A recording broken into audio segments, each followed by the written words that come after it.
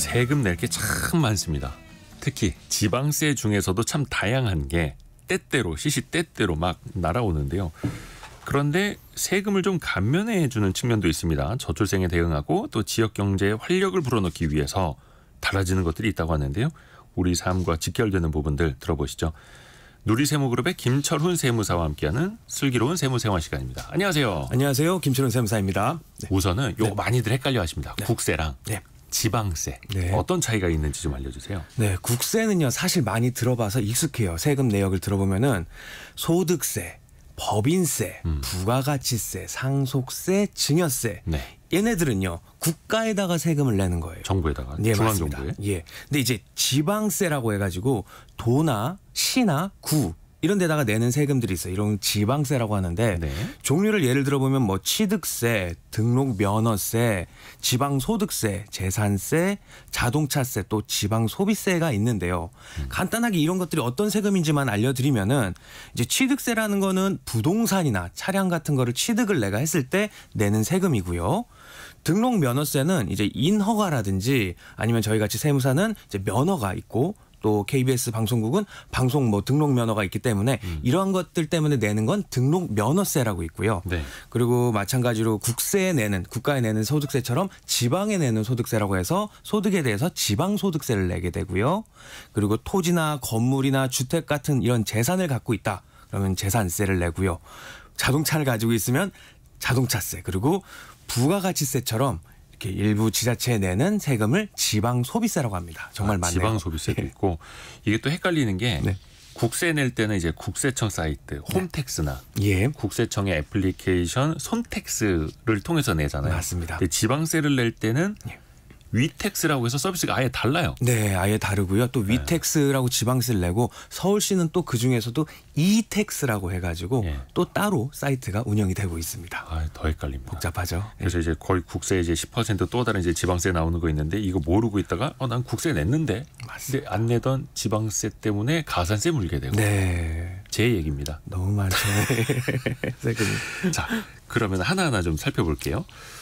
이번에 그 지방세 좀 개편안이 나와서 그런데 네. 저출생 대책으로 인해서 다자녀 가구한테 자동차 세금을 깎아준다. 네. 이게 기존에 있던 것 아닙니까? 맞아요. 다자녀 혜택 같은 경우는 이제 지금까지는 자녀 수가 세 자녀 이상일 때 받을 수가 있었었고요. 네. 그중에서 받는 혜택 중에 하나가 이제 자동차를 구입을 했을 때 취득세를 100% 감면해주는 다자녀 혜택을 받을 수가 있었는데 네. 이제 여기에 자녀가 2명이라고 하더라도 다자녀라고 해서 자동차 취득세를 100%까지는 아니고요. 50% 감면이 추가로 생기게 됩니다. 이제 예를 들어서 자동차를 구입을 했는데 취득세가 100만 원이 나왔다. 그럼 자녀가 없다거나 아니면 한 명만 있다고 하면은 그 취득세 100만 원을 다 내야 되는데 자녀가 2명이라고 하면은 반절 할인된 50만 원만 내고요. 자녀가 3명 이상이라고 한다면 취득세를 한 푼도 안 내도 되게 됩니다. 이제 기왕이면 또 자녀도 많게 되면은 큰 차를 사는 게 좀 더 유리하긴 한데요. 이제 이유는 이제 소나타 같이 이렇게 6인승 6명 이하가 타는 승용차 같은 경우는요. 취득세를 깎아주는 한도가 있어요. 그래서 자녀가 3명 이상이라고 한다면 140만 원까지 그리고 자녀가 2명이라고 한다면 70만 원까지만 취득세를 할인을 해줍니다. 그러면 7인승, 9인승, 11인승 같은 좀 큰 차는 네. 세 자녀일 때는 네. 아예 취득세 어떤 뭐 제한 폭이 없는 거예요. 네, 200만 원까지라고 한다면 전액 다 감면이 200만 되고요. 원까지? 예, 200만 원 넘는다고 하면은 15%만 내면은 됩니다. 아하. 네. 그리고 또 이제 자동차 살 때 이런 취득세뿐만이 아니라 네. 참 낼 세금이 자동차에 많이 붙습니다. 정말 많습니다. 예, 자동차를 구매할 때 차량 가격의 한 7% 정도를 취득세로 내야 되는데 예를 들어서 차값이 한 2천만 원짜리 차를 산다고 하면 140만 원이 취득세가 발생을 하는데요. 차 같은 경우는 이제 사는 순간부터 세금과 계속해서 함께 하게 됩니다. 세금 덩어리죠. 네, 뗄래야 뗄 수가 없는데요. 차를 구입을 할 때만 하더라도 개별 소비세 5%, 교육세 1.5%, 부가가치세 10%를 내고요. 그 차를 내가 이제 운전을 해보겠다 해서 이제 취득세를 등록을 하게 되면은 취득세 7%를 내고요. 가지고만 있다고 하더라도 자동차세를 이제 차량 크기에 따라서 이제 내게 되고요. 또 이제 마지막으로 차를 팔 때 중고차로 팔 때 양도할 때 사업자라고 한다면 부가가치세 10%를 내야 되고요. 또 소득세와 법인세 다른 소득과 합쳐가지고 또 추가로 내야 됩니다. 정말 많습니다. 정말 많네. 네. 또 자동차 세금이 주기적으로 나오잖아요. 자동차세라고 우리가 흔히들 부르는 거. 네. 요거 항상 연초 되면은 한 번에 내시면 얼마 할인해 드립니다. 이런 게 같이 날아옵니다. 예, 맞아요. 어떻게 하는 게 유리합니까? 자동차세 같은 경우는 원래 이제 나눠서 내긴 하는데요. 그 1년치를 연초에 미리 납부를 하면 일정 금액을 할인을 해줬어요. 네. 그래서 예전 같은 경우는 이제 할인해주는 그 금액이 꽤 커가지고 이게 쏠쏠했는데 현재는 이제 점점 줄고 있어요. 이 이유는 뭐냐면 맨 처음에 자동차세라는 게 나왔을 때 사람들이 세금을 이걸 자동차세를 안 내서 체납이 50% 가까이 돼가지고 이걸 미리 내세요. 1년치 자동차세 미리 내면 깎아주겠습니다 해서 이제 세금을 걷었는데 현재는 이제 웬만하면은 다들 납부하는 추세이기 때문에 굳이 나라에서 깎아줄 이유가 없어졌어요. 그래서 2021년서부터는 점점 줄여가지고 내년부터는 원래 3%로 인하할 예정이었는데 일단은 5% 할인을 해줄 예정입니다. 어떤 세금 정책의 목적이 달성이 되면 네. 그 다음부터는 거기 주던 혜택을 하나둘씩 없앤다는 거죠. 그렇죠. 이게 또 그 세정의 기술이라고도 하고요. 또 하나가 지역을 살리기 위해서 특히 이제 지방 같은 경우에는 지금 부동산 경기 여전히 안 좋기도 맞습니다. 하고 그래서 인구 감소 지역에다가 집을 사면은 또 세금을 아낄 수 있는 혜택도 주죠. 예, 인구 감소 지역 안에 이제 주택이라든지 아니면 소형주택을 취득할 경우에 취득세를 최대 50%를 감면을 해주는데요. 이 조건은 이제 주택이 없는 무주택자라든지 아니면 주택을 한 채만 가지고 있는 1주택자가 취득가액 3억 원 이하의 주택을 살 때 이제 인구 감소 지역 총 89개 중에 일부 지역을 제외한 지역에서 이제 구입을 하고요. 그리고 3년 이상 가지고 있는 경우에 이제 취득세 1.1% 보통 이제 적용되기 때문에 만약에 예를 들어서 인구 감소 지역에서 3억 원짜리 주택을 취득하는 경우 약 한 150만 원 정도의 취득세 감면 혜택을 받을 수가 있습니다. 무주택자뿐만이 아니라 1주택자가 추가로 취득하더라도 예. 또 이 미분양 문제를 풀기 위한 세금 정책도 또 하나 추가로 나온 게 있어요. 예, 서울같이 이렇게 수도권은 최근 이제 다시 아파트 매매 열기가 살아나고 있는데 네. 반면에 이제 수도권이 아닌 비수도권 같은 경우는 미분양 주택이 쌓이고 있어요.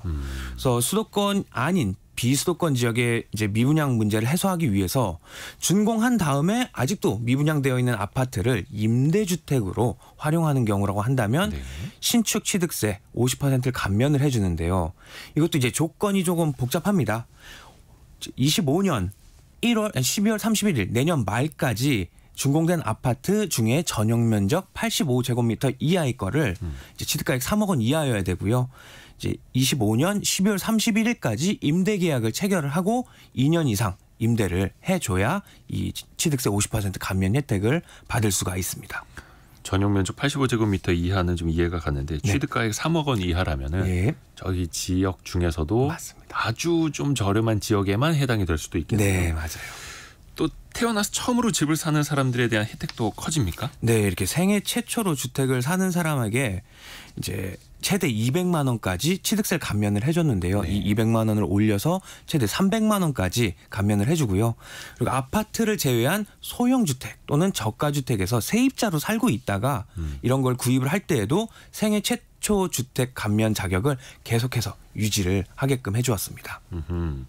자, 그리고 지역에서 기업을 운영하는 분들이 받을 수 있는 혜택도 생기는 게 있어요. 예, 이제 기존의 수도권 안에서도 특별하게 이제 인구가 많거나 법인이 많거나 하는 지역을 수도권 과밀 억제권역이라고 하는데 이 안에 있는 법인이라든지요, 이 안에 있는 공장이 지방으로 이사를 가게 되잖아요. 그럼 이제 이사 간 그 지방에서 취득세랑 재산세를 내야 되는데 이거를 엄청 많이 깎아주게 됩니다. 취득세 같은 경우는 전액 다 면제를 해주고요. 재산세 같은 경우는 5년 처음 5년 동안은 전액 면제를 해주고 그 이후 3년 동안은 반절 50%를 면제를 해줘요. 그래서 총 8년 동안 혜택을 주게 됩니다. 근데 이거는 이제 기존에 있었던 법이긴 한데 27년까지 감면을 계속해서 연장해주기로 하였어요. 일자리를 좀 지역으로 분산시키기 위한 정책이기는 한데 이게 조금 더 세게 나와야 됩니다. 그래야지 이거 서울에 있던 회사들이 지역으로 이사가지. 요 정도 가지고는 글쎄요. 네, 맞습니다. 주민세도 손보기로 했다고 하는데요. 일단 이게 주민세를 내는 시기가 굉장히 헷갈리더라고요. 맞아요. 주민세가요. 왜냐하면 이름이 여러 가지예요. 주민세 하나라고 되어 있는데 주민세 안에는 개인분, 사업소분, 종업원분이라고 세 가지가 있는데 이걸 설명을 드리면 개인에 대해서 내는 주민세, 우리 사업장에 대해서 내는 주민세, 종업원이 있으면 종업원에 대해서 내는 주민세 이렇게 세 가지가 있어서 네. 그래서 이제 뭐 고객분들 같은 경우 아니 얼마 전에 주민세 냈는데 또 내라고 날라왔다라고 많이들 이야기하는데 이게 이유가 맨 처음에는 주민세 개인분 고지서가 날라와서 냈는데 며칠 안 가서 주민세 사업장에 대해서 내라고 또 날라와서 자주 낸다고 느끼는 거예요. 쉽게 설명해서 이제 우리 주소가 우리 동네 안에 있어요. 네. 그러면은 세대주는 한 6천 원 정도의 주민세 개인분을 먼저 처음에 내고요. 네. 그리고 또 그 안에 또 매장이라든지 회사가 또 있어요. 그럼 그 매장과 회사에 대해서도 또 주민세가 또 나오게 됩니다. 그래서 이게 한 62,500원 정도가 나오게 돼요. 이게 장소가 좀 더 넓어지면 넓어질수록 이제 세금이 좀 더 붙긴 하지만 그 정도 나오게 되고요. 그리고 이제 마지막으로 가장 큰 게 주민세 종업원 분이 있는데 이건 만약에 사장님이 직원도 많이 있고요. 월급도 많이 줘요. 그럼 이거에 대해서 세금을 내게 되는데 기준은 한 달 평균 월급을 직원 월급을 한 1억 5천 이상을 주는 기업들 같은 경우에는 이 주민세 종업원분을 내게 됩니다. 김재현 님이 주민세 폐지해야 된다고 올려주셨는데 근데 또 지자체도 수입이 있어야 맞아요. 지역 행정을 또 할 수 있다는 네. 거죠. 그런데 이 주민세가 어떻게 달라집니까? 네, 특히 이제 주민세 종업원분 같은 경우가 월 평균 급여를 이제 1억 5천 정도를 주는 회사가 내야 됐는데 이제 이 금액을 조금 올려서 1억 8천만 원 이상 주는 회사가 이제 주민세 종업원분을 내라로 바뀌게 돼요. 그래서 직원 평균 월급이 한 300만 원이라고 한다면은 그 직원 수가 한 60명 이상이 될 때 이제 내는 세금이고요.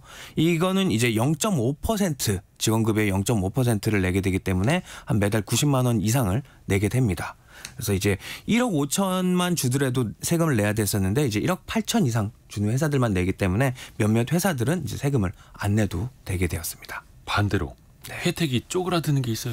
네, 지방세 감면을 많이 해주면은요, 이제 지방세 수입이 부족해질 수 있는데, 그렇죠. 이제 반대로 이제 부족하지 않도록 다른 부분에서 감면을 좀 줄였어요. 어떤 거냐면 하이브리드 차량 같은 경우 취득할 때 감면을 줬었는데 이거를 이제 어느 정도 시장이 충분히 성숙해졌다고 판단했기 때문에 하이브리드 차량을 이제 취득을 할 때 최대 40만 원까지 받던 취득세 감면은 이제 끝나게 됐고요. 하이브리드 차량이 요즘에 뭐 없어서 못 살아요. 그렇죠. 인기가 많죠. 네. 그리고 버스 중에서도 천연가스 버스에 대해서 취득세 지원이 있었는데 이것도 없앴습니다.